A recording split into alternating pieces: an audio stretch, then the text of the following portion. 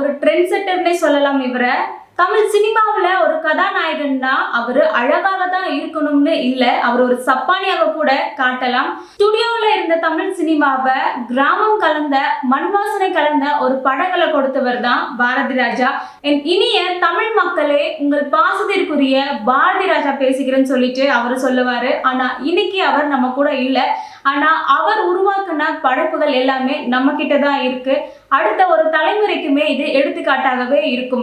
இன்னைக்கு இந்த வீடியோவில் பாரதி ராஜா அவர்களுடைய ஃபுல் லைஃப் ஜேர்னியை பத்தி பார்க்கலாம். அவர் யாரெல்லாம் அறிமுகம் படுத்தி இருந்தாரு, அவர் வாங்கின விருதுகள்லாம் என்ன, இது எல்லாத்தையுமே இந்த ஒரு வீடியோல பார்க்கலாம். வணக்கம் and welcome back to Sukanya the journalist. Bharathi ராஜாவுடைய சொந்த ஊர் தேனி மாவட்டத்துல அள்ளி நகரம். மாயதேவருக்கும் மீனாட்சி அம்மாளுக்கும் 1941 ஜூலை மாதம் 17ஆம் தேதி பாரதி ராஜா அவர்கள் பிறக்கிறாரு.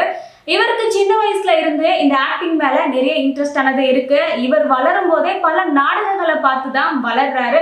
அது மட்டும் இல்லாம நாடகங்களுக்கான கதைகளையுமே இவர் எழுதுறாரு. சுகாதார ஆய்வாளராக ஒரு வேலையானது பாரதி ராஜாவுக்கு கிடைக்குது. அந்த வேலையின் போது இளையராஜா கூட ஒரு சந்திப்பானதும் கிடைக்குது. அப்போ இவங்க ரெண்டு பேரும் நண்பர்களாகவும் ஆகுறாங்க.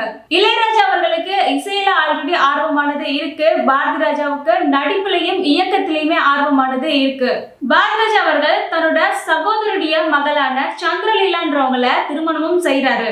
பாஸ்கர், பாரதி ராஜா, கங்கை அமரன் சொல்லிட்டு இவங்க 3 பேரும் சென்னைக்கும் வராங்க. ஊர் சிரிக்கிறது சும்மா ஒரு கதைன்னு சொல்லிட்டு பாரதி ராஜா புதுமையான ஒரு கதைகள் எல்லாமே இயக்குறாரு. ஸோ இதை பார்த்துட்டு அவங்க கூட இருக்கிறவங்க நல்ல ஒரு டேலண்ட் ஆனது இருக்கு, சென்னைக்கு போனா பெரிய அளவுல ஃபேமஸ் ஆனது ஆவீங்கன்னு சொல்லிட்டு சொல்றாங்க. ஆனா பாரதி ராஜா சென்னைக்கு வந்த உடனே அவருக்கான ஆப்பர்ச்சுனிட்டி ஆனது கிடைக்கல. அவருடைய லைஃப் லீட் பண்றதே அவருக்கு கஷ்டமா இருந்துச்சு. அதுக்கப்புறம் புட்டண்ணா காலங்களிடம் இருளும் ஒளியும்ன்ற ஒரு படத்துல உதவி இயக்குனராக பாரதி ராஜா ஜாயின் பண்றாரு. பாரதி ராஜா ரொம்பவே டேலண்டடா இருக்காரு. சோ அவருக்கு படத்தை இயக்குற ஒரு வாய்ப்பு வழங்கலாம்னு சொல்லிட்டு KRG நினைக்கிறாரு. முத்துராமனையும் ஜெயலலிதா அவர்களையும் சேர்த்து ஒரு படமானது எடுக்கலாம்னு நினைக்கிறாங்க. அந்த படத்துக்கு சொந்த வீடுன்னு சொல்லிட்டு ஒரு பேரும் வைக்கிறாங்க. ஆனா இந்த படத்துல இருந்து ஜெயலலிதா அவர்கள் விலகிட்டாங்க. அதுக்கப்புறம் இந்த ஒரு பிலிம் ஆனது டிராப் ஆயிடுச்சு. அதுக்கப்புறம் பினான்சியலாக வந்த ராஜகண்ணு கிட்ட மயிலுன்ற ஒரு கதையை பாரதி ராஜா அவர்கள் சொல்றாரு. இந்த ஒரு கதையானது ரொம்பவே நல்லா இருக்குன்னு சொல்லிட்டு அவருக்கும் அந்த கதை பிடிக்குது. அந்த ஒரு படத்துக்கு 16 வயது நிலைன்னு சொல்லிட்டு கமல், ரஜினி, ஸ்ரீதேவின்னு சொல்லிட்டு இவங்களை வச்சு அந்த படமும் எடுக்கிறாங்க. 1977 வந்த 16 வயது நிலையே மிகப்பெரிய ஒரு வசூலையும் வெற்றியும் பெறுது. இந்த முதல் படத்திலேயே இயக்குனருக்கான தமிழக அரசோட விருதானது பாரதி ராஜாவுக்கு கிடைக்குது. அதுக்கப்புறம் ராதிகாவை வச்சு கிழக்கே போகும் ரயில் என்ற ஒரு படத்தையும் இயக்கி இருந்தாரு. பாரதி ராஜா இயக்குன திரைப்படங்கள் என்ன? 16 வயதிலே சிகப்பு ரோஜாக்கள், கிழக்கே போகும் ரயில், நிறம் மாறாத பூக்கள், நிழல்கள், அலைகள் ஓய்வதில்லை, புதுமை பெண், மண்வாசனை, ஒரு கைதியின் டைரி, முதல் மரியாதை, கடலோர கவிதைகள், வேதம் புதிது, ஆராதனா, கொடி பறக்குது, புது நெல்லு புது நாத்து, நாடோடி தென்றல், கிழக்கு சீமையிலே, கருத்தம்மா, இந்த திரைப்படங்கள் எல்லாம் ரொம்பவே ஃபேமஸ் ஆச்சு.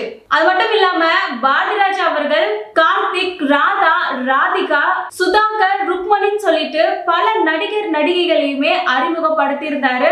பாரதி ராஜா இயக்குனராக மட்டும் இல்லாம கதாநாயகனாகவும் நடிச்சாரு. கல்லுக்கல் ஈரம்ன்ற படத்துல பாரதி ராஜா அவர்கள் கதாநாயகனாக அறிமுகமானாரு. அதுக்கப்புறம் நிழல்கள், இதயம், ஆயுத எழுத்து, பாண்டிய நாடு, குரங்கு பொம்மை, கெனடி கிளப், நம்ம வீட்டு பிள்ளை, திருச்சிற்றம்பலம் சொல்லிட்டு பல படங்கள்லயுமே நடிச்சிருக்காரு. கடந்த 2025 மார்ச் மாதத்துல பாரதி ராஜா அவர்களுடைய மகனான மனோஜ் அவர்கள் மாரடைப்பால இறந்தும் போறாரு. மனோஜ் அவர்கள் நடிகர், உதவி இயக்குனர் சொல்லிட்டு பல திரைப்படங்கள்ல நடிச்சும் இருந்தாரு.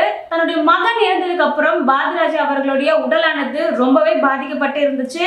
1 இயராவே அவரு ட்ரீட்மெண்ட்ல தான் இருந்தாரு. அவர் ஹாஸ்பிட்டல்ல இருக்கும்போது பல நடிகர் நடிகைகளுமே வந்து அவரை பார்த்திருந்தாங்க. ராதிகா அவர்களுமே அவரை வந்து பார்த்திருந்தாங்க.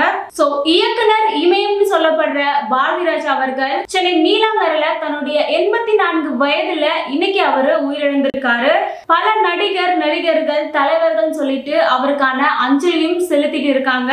ஆளுநர் அர்லேக்கர் பாரதி ராஜா அவர்களுடைய திரைப்படங்கள் கிராமிய வாழ்க்கையையும் மனித உணர்வுகளையும் பேஸ் பண்ண மாதிரி இருக்கும். அவருடைய படைப்புகள் தமிழ் திரையுலகத்துல என்னைக்குமே தடம் பதிச்சு இருக்கும்னு சொல்லியிருக்காரு. முதல்வர் விஜய் அவர்கள் நேர்ல சென்று அஞ்சலியும் செலுத்தி இருக்காரு.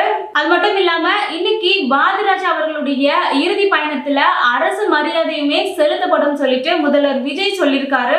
பல விருதுகளையும் பத்மஸ்ரீ விருதுகளையும் பாரதிராஜா அவர்கள் பெற்றிருக்காரு. பல கலைஞர்களை உருவாக்கியவர் சொல்லிட்டு விஜய் அந்த பதிவுல போட்டிருக்காரு. தமிழ்நாட்டோட உரிமைகளுக்கான பல படங்களை இயற்றியவர் தான் பாரதி ராஜா. சினிமாவுல அவருக்குன்னு சொல்லிட்டு ஒரு தனி மொழியே அவர் உருவாக்கி இருந்தாரு. தமிழ் மக்களுடைய மனங்கள்ல எப்பவும் இருப்பாருன்னு சொல்லிட்டு திமுக தலைவர் ஸ்டாலின் அவர்கள் சொல்லியிருக்காரு. சினிமா இருக்கிற வரைக்கும் என் இனிய தமிழ் மக்களே என்ற குரலானது எப்பவுமே இருக்கும் சொல்லிட்டு அதிமுகவுடைய தலைவர் எடப்பாடி பழனிசாமி அவர்கள் தெரிவிச்சிருக்காரு. மண் சார்ந்த ஒரு இயல்பான படங்களை கொடுத்தவர் தான் பாரதி ராஜான்னு சொல்லிட்டு அண்ணாமலை அவர்கள் தெரிவிச்சிருக்காரு. அண்ணன் தங்கைக்கான ஒரு ரிலேஷன்ஷிப்பையும் தாய்மாமன் உறவை பத்தியுமே ரொம்ப அழகாகவே காட்டியிருப்பாரு. படங்கள்ல நடிச்சு நான் இப்போ ஒரு நடிகையா இருப்பதற்கு பாரதிராஜா அவர்களும் காரணம் சொல்லிட்டு நடிகை ரேவதி அவர்கள் தெரிவிச்சிருக்காங்க. 2009ஆம் ஆண்டுகள்ல இலங்கை தமிழர் விவகாரத்துல எந்த ஒரு நடவடிக்கையும் எடுக்கலன்னு சொல்லிட்டு மத்திய அரசு வழங்கின பத்மஸ்ரீ விருதை மத்திய அரசுக்கே திருப்பி தரப்போவதாக பாரதிராஜா அவர்கள் தெரிவிச்சிருந்தாரு. இந்த மாதிரி திரையுலகத்துல பல கலைஞர்களை அறிமுகப்படுத்தி அவங்களுக்கான வாழ்க்கையும் கொடுத்திருக்காரு பாரதி ராஜா.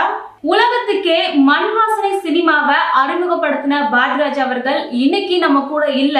ஆனா அவர் உருவாக்கின கதைகள் படைப்புகள் இது எல்லாமே அடுத்த தலைமுறைக்குமே இருக்கும். சினிமா இருக்கிற வரைக்கும் அவருடைய குரலானதுமே இன்னுமே இருக்கும். அண்ட் இப்படிப்பட்ட ட்ரெண்ட் செட்டரான பாரதிராஜா அவர்களுடைய லைஃப் ஹிஸ்டரி பத்தி தெரிஞ்சுக்கணும்னு நினைக்கிற உங்க ஃப்ரெண்ட்ஸ் அண்ட் ஃபேமிலிக்கு இந்த வீடியோவை ஷேர் பண்ணுங்க. மீண்டும் அடுத்த ஒரு வீடியோல மீட் பண்ணலாம். Thank you, by.